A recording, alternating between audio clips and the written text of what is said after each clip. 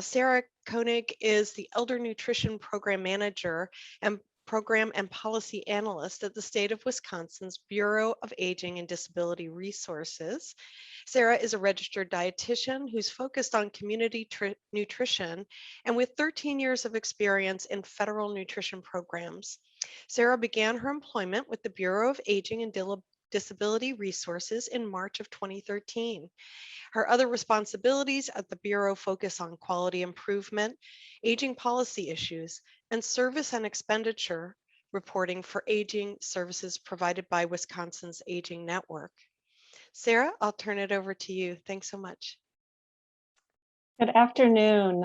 Thank you so much, Judy, for the introduction. It is my first time attending an OICN meeting, and I'm so very grateful for the opportunity to present some work from Wisconsin. We do still see your presenter view. Do you? Yes. Oh, hang on, let me try one more time. Thank you so much for letting me know. Are you seeing it now? There's the full screen. Yep. Great, thank you so much. All right, so I'm going to start just with a little bit of a lay of the land of how things look in Wisconsin from a racial diversity perspective. As you can see, Wisconsin's population of older adults age 60 and older is made up mostly of white older adults. Although the trends over the past 20 years indicate that the coming decades will bring more racial diversity. Most of our racial diversity exists in the southeast area of the state, in the Milwaukee metropolitan area, which you can kind of see on the right-hand side.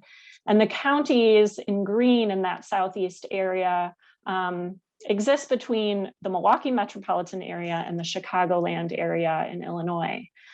So that's where most of our diversity does lie within the state. There are some other counties in the northern region that have more racial diversity due to the existence of the 11 tribal nations that we have in the state of Wisconsin.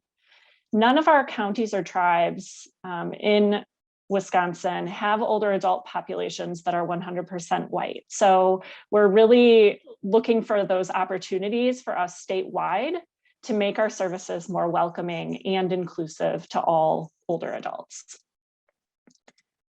So I wanted to share, with the knowledge that racial diversity looks differently across our state, our office, the state office, wanted to develop a way to evaluate not only at the state level, but also at our county level and tribal levels, the extent to which we are serving older adults in proportion to the population in our Older Americans Act programs.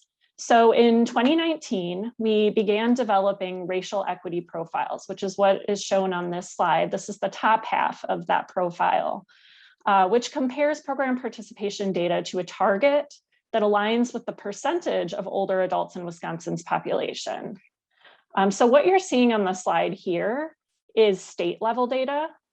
The dark blue bar represents the proportion of congregate meal participants. And this is from our program, our elder nutrition program reporting system. And the light blue bar represents home delivered meal participants. The vertical gold line represents the proportion of the population in the census. So the data here at this top part of the profile shows just generally our non-white population. In Wisconsin, our network is structured such that nutrition services are provided at a county and tribal level by our area agencies on aging and our program providers. So as you can see, there's a drop down at the top of the profile where programs can select their county or tribal agency to see the data that is specific to their county or tribal program. So this next slide shows the bottom half of the racial equity profile, and it breaks it down by demographic group a little bit further, either by race or ethnicity. So again, the data here currently for the purposes of this presentation is at the state level, but it can be displayed at the county or tribal level using the dropdown. Our programs contract on a calendar year basis. So the data pictured here is from the 2019 calendar year. So this is pre-pandemic.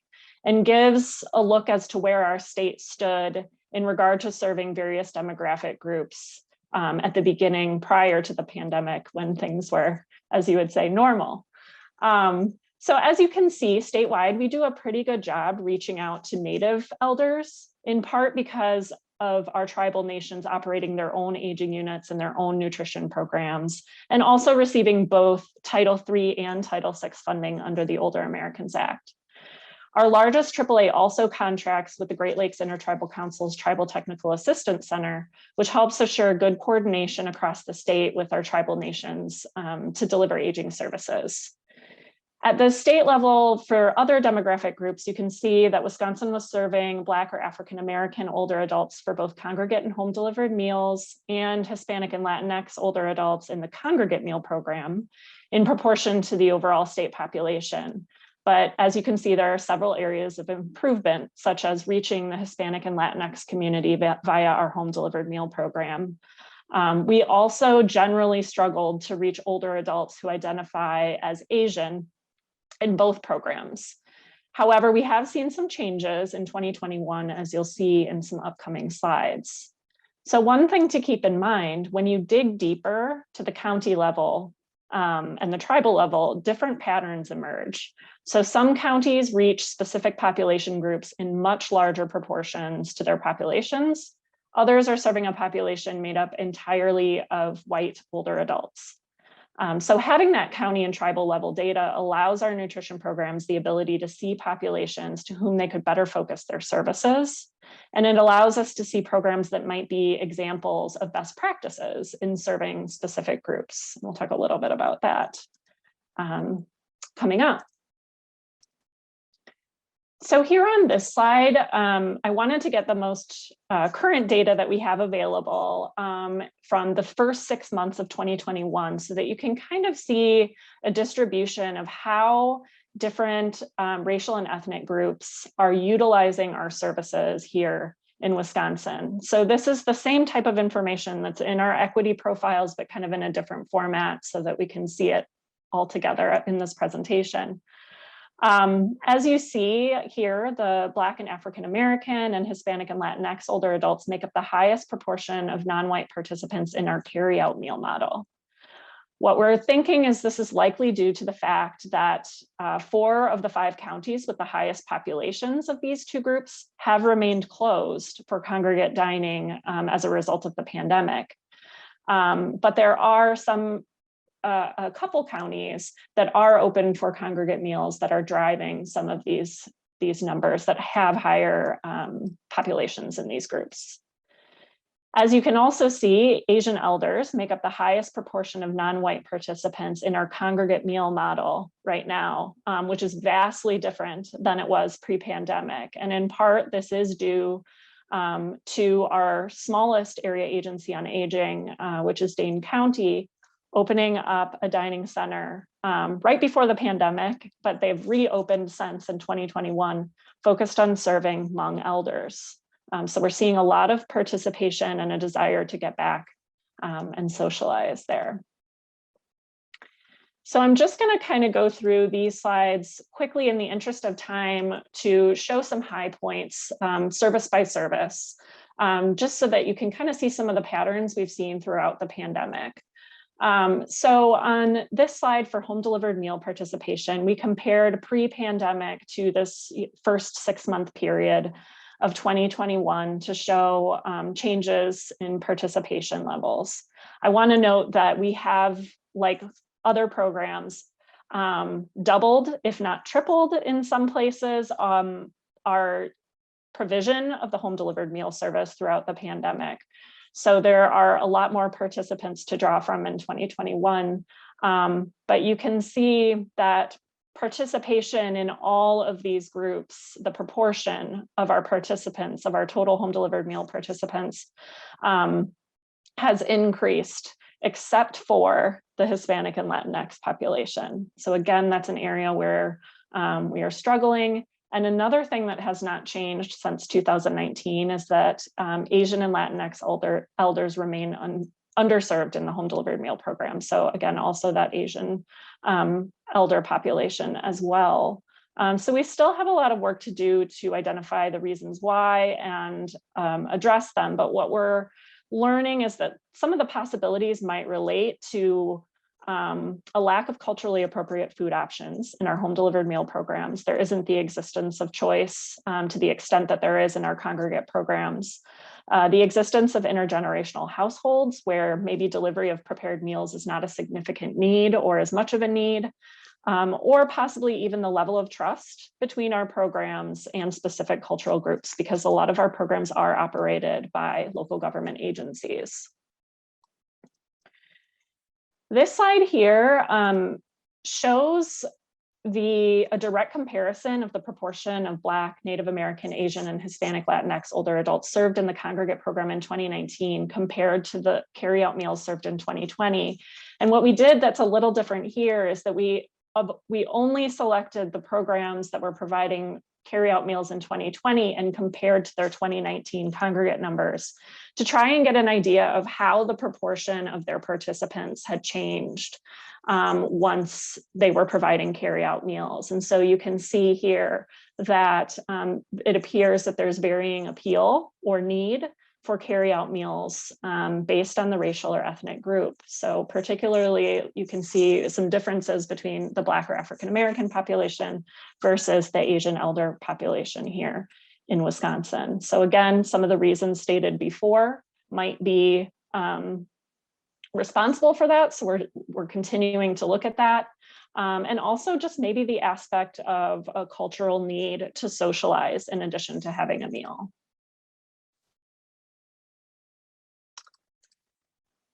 So here's a side-by-side comparison of the provision of carryout meals, which we were not providing until the pandemic started in 2020 to 2021. And you'll see here that it is very consistent. There are the proportions served in 2020 are very consistent in 2021.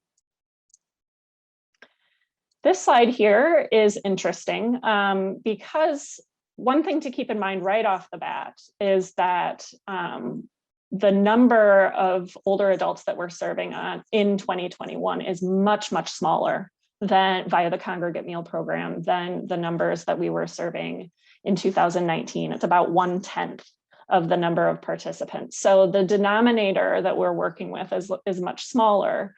But you can see here that this slide really reflects the aspect that our most populous counties when it comes to Black and African American and Hispanic and Latinx elders, that's really affected utilization of the congregate meal service by those particular groups. And you can see here again that there's a much higher utilization of our congregate meal program now post-pandemic, in part driven by our smallest area agency on aging.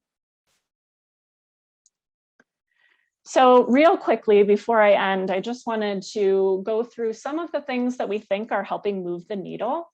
And I mentioned earlier that Dane County has opened a dining center that's focused on our state's Hmong population, which is, the Hmong population is Wisconsin's most prevalent Asian ethnic group.